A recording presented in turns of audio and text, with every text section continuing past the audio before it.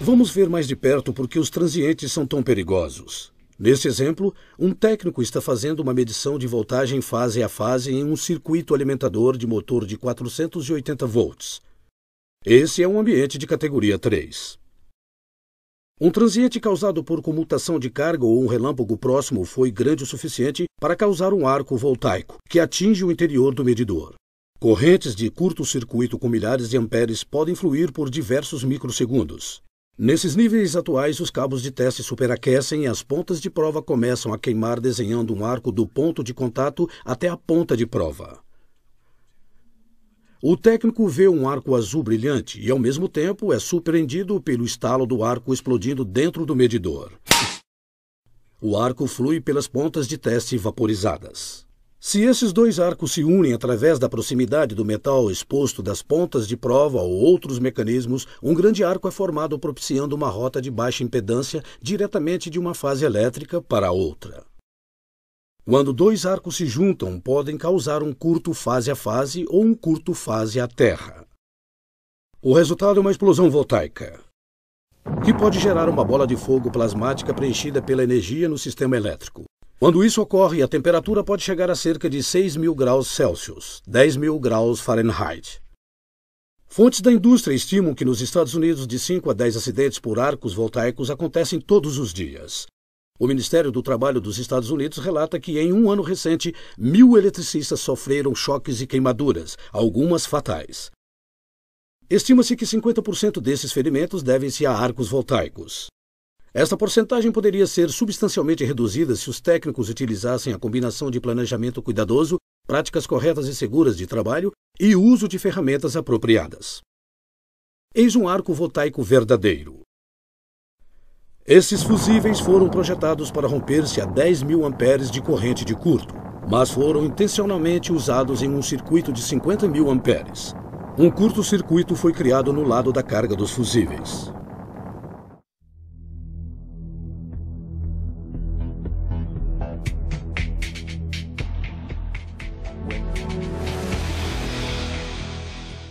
My name is Ed Manthei. I've been a professional electrician for over 35 years in Eastern Washington, doing primarily commercial and industrial electrical work. About 2.5 years ago, I had a personal experience with arc flash.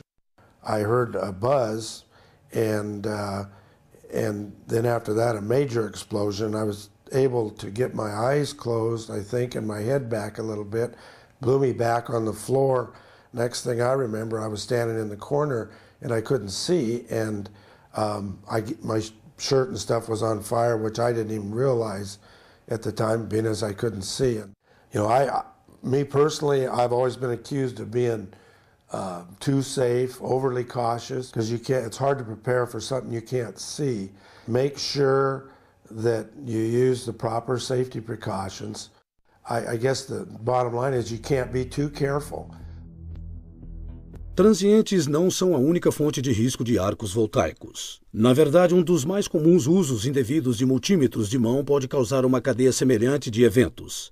Se o usuário deixar as pontas nos terminais de entrada para amperagem e conectar acidentalmente as pontas do medidor em uma fonte de voltagem, acabará criando um curto-circuito no medidor.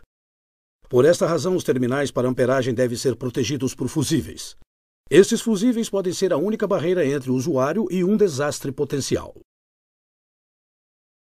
Se o medidor tiver os fusíveis corretos, o único resultado poderá ser um fusível danificado, o que é um preço baixo a pagar.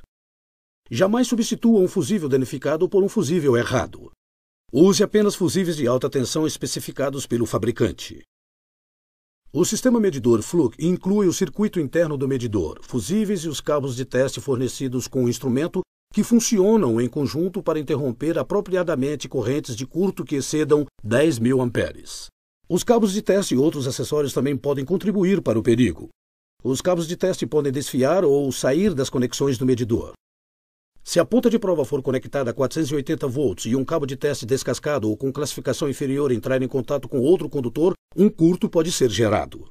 A mesma coisa pode acontecer se um cabo de teste desencapado sair do medidor e tocar um condutor. Torne parte da sua rotina inspecionar seu medidor e seus cabos de testes antes de usá-los. Por favor, consulte as instruções fornecidas ao término deste vídeo quanto ao que examinar. Lembre-se, os cabos de teste foram projetados para uma variedade de ambientes de teste. O que é apropriado para uma placa de circuito em um ambiente de categoria 1 pode não ser apropriado para os circuitos de 480 ou 600 volts. Em uma instalação de alta tensão, assegure-se de que seus cabos de teste tenham uma quantidade mínima de metal exposto. Isso ajudará a evitar a criação de curto-circuito entre duas fases se sua mão soltar os cabos.